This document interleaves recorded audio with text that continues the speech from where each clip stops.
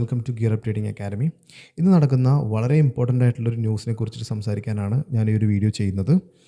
So ഇന്ന് US-ലെ CPI data പുറത്തു വരുന്നൊരു ദിവസമാണ്.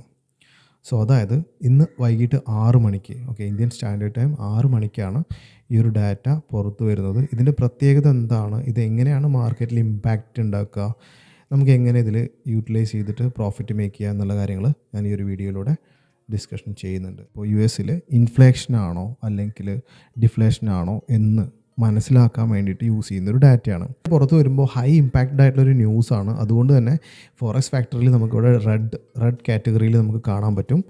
ഇതൊക്കെ ഇൻട്രസ്റ്റ് റേറ്റ് കൂട്ടണോ കുറയ്ക്കണോ ബാക്കിയുള്ള കാര്യങ്ങളെല്ലാം തന്നെ തീരുമാനിക്കുന്ന വളരെ ഇമ്പോർട്ടൻ്റ് ആയിട്ടുള്ളൊരു ഡാറ്റയാണ് എന്ന് പറയുന്നത്. എക്സ്പെക്റ്റ് ചെയ്യുന്ന ഈ ആക്ച്വൽ എക്സ്പെക്റ്റ് ചെയ്യുന്നതിനേക്കാൾ കൂടുതലാണെങ്കിൽ അത് ഇൻഡിക്കേറ്റ് ചെയ്യുന്നത് ഇൻഫ്ലേഷൻ രാജ്യത്ത് കൂടുതലാണ് എന്നുള്ളതാണ്. അപ്പോൾ ഇൻഫ്ലേഷൻ കൂടുതലാണെങ്കിൽ സ്വാഭാവികമായിട്ടും അവരുടെ മാർക്കറ്റിൽ ഇപ്പോൾ ബൈയിങ് പവർ കൂടുതലാണ്. സോ ബൈയിങ് പവർ കൂടുതലാവുമ്പോൾ അതിനെ ലിമിറ്റ് ചെയ്യാൻ വേണ്ടിയിട്ട് ഗവൺമെൻറ്റിന് പല കാര്യങ്ങളും റൂൾസും അപ്ഡേഷൻസും ഇൻട്രസ്റ്റ് റേറ്റിലൊക്കെ ചേഞ്ചസ് വരുത്തേണ്ടി വരും. അത് മാർക്കറ്റിനെ എഫക്റ്റ് ചെയ്യും. ഹയ്യറാണ് CPI ഡാറ്റ എങ്കിൽ ഇൻഫ്ലേഷൻ കൂടുതലാണ്. സോ അതായത് ഡോളേഴ്സിൻ്റെ USD പ്രൈസ് ഇൻക്രീസ് ആവും. ഗോൾഡിനെ കമ്പയർ ചെയ്യുമ്പോൾ USD പ്രൈസ് ഇൻക്രീസ് ആവും. ഗോൾഡിൻ്റെ റേറ്റ് സ്വാഭാവികമായിട്ടും താഴത്തേക്കും ഫോളിനാവും. മനസ്സിലായല്ലോ? CPI ഡാറ്റ ഹയർ ആണെങ്കിൽ. അതേസമയം CPI ഡാറ്റ എക്സ്പെക്റ്റ് ചെയ്തതിനേക്കാട്ടിലും ലോവർ ആണെങ്കിൽ, CPI ലോവർ ആണെങ്കിൽ ഗോൾഡിൻ്റെ റേറ്റ് USD റേറ്റ് താഴും. അതുപോലെ തന്നെ ഗോൾഡിൻ്റെ റേറ്റ് ഡിമാൻഡ് കൂടുകയും ചെയ്യും. മനസ്സിലായല്ലോ? അതുപോലെ തന്നെ മേജറായിട്ട് പെയർ ചെയ്തിട്ടുണ്ട് ഡോളർ പെയർ ചെയ്തിട്ടുള്ള എല്ലാ കറൻസീസിലും ഇത് എഫക്റ്റ് ചെയ്യും, എസ്പെഷ്യലി EUR/USD. സോ ഇന്നത്തെ ഈ 6 മണിക്ക് വരുന്ന ഈ ഒരു ന്യൂസിനെ വളരെ ഇമ്പോർട്ടൻ്റ് ആയിട്ട് കണക്കാക്കിയിട്ട് ഫണ്ടഡ് അക്കൗണ്ട് ട്രേഡ് ചെയ്യുന്ന വ്യക്തികൾ, ഇപ്പോൾ ന്യൂസ് ബേസിൽ ട്രേഡ് ചെയ്യാൻ പറ്റാത്ത ആളുകളുണ്ടെങ്കിൽ, പറ്റാത്ത ഫണ്ട് അക്കൗണ്ട് എടുക്കുന്ന ആളുകൾ അത് ചെയ്യാതിരിക്കുക. ന്യൂസ് ബേസിൽ ട്രേഡ് ചെയ്യാൻ പറ്റുന്ന ഫണ്ട് അക്കൗണ്ട് യൂസ് ചെയ്യുന്ന ആളുകൾ ഇതിനെ വളരെ ഇമ്പോർട്ടൻ്റ് ആയിട്ട് കണ്ടിട്ട് നിങ്ങൾ ട്രേഡ് ചെയ്യുക.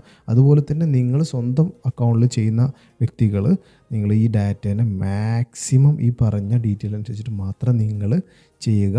ആക്ച്വൽ പ്രൈസ്, ഫോർകാസ്റ്റിംഗ്, പ്രീവിയസ് എല്ലാം തന്നെ നിങ്ങൾ അനലൈസ് ചെയ്തിട്ട് വേണം നിങ്ങൾ ന്യൂസ് ബേസിൽ ട്രേഡ് ചെയ്യാൻ വേണ്ടിയിട്ട്. മാത്രമല്ല നമ്മൾ ഗോൾഡ് ട്രേഡ് ചെയ്യുന്നൊരു വ്യക്തികൾ, നിങ്ങൾ പ്രൈസ് ആക്ഷൻസ് യൂസ് ചെയ്യുന്ന വ്യക്തികളാണെങ്കിൽ വളരെ ക്ലിയർ ആയിട്ട് കോൺഷ്യസ് ആയിട്ട് നല്ല പവർഫുൾ ആയിട്ടുള്ള ക്വാളിറ്റി കൂടിയിട്ടുള്ള ട്രേഡുകൾ മാത്രം അവിടെ പ്ലേസ് ചെയ്യുക.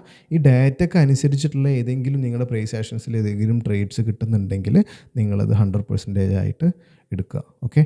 അതുപോലെ തന്നെ നമ്മളെപ്പോഴും ട്രേഡ് ചെയ്യുന്ന സമയത്ത് നിങ്ങൾ maximum 1 to 2% per day loss ചെയ്യാൻ പാടുള്ളൂ. അപ്പോൾ നിങ്ങൾ ഒരു ദിവസം 4 ട്രേഡ് ചെയ്യുന്നുണ്ടെങ്കിൽ 0.5% അല്ലെങ്കിൽ 0.75% റിസ്ക് പെർ ട്രേഡ് മാത്രം നിങ്ങൾ എടുക്കുക. പ്രോപ്പറായിട്ട് ട്രേഡ് ചെയ്യുക. മാക്സിമം ഒരു ദിവസം 1 to 2% മാത്രം നിങ്ങൾ റിസ്ക് ചെയ്യുക നിങ്ങളുടെ ക്യാപിറ്റലിൻ്റെ. അത് ഫണ്ടഡ് അക്കൗണ്ടിലാണെങ്കിലും ശരി, റിയൽ അക്കൗണ്ടിലാണെങ്കിലും ശരി. അതുപോലെ തന്നെ നിങ്ങൾക്കൊരു സോൾഡ് ആയിട്ടുള്ള സ്ട്രാറ്റജി ആവശ്യമാണ് എങ്കിൽ തോന്നുന്നുണ്ടെങ്കിൽ ഉടനെ തന്നെ നമ്മുടെ നമ്പറിൽ കോൺടാക്റ്റ് ചെയ്യുക.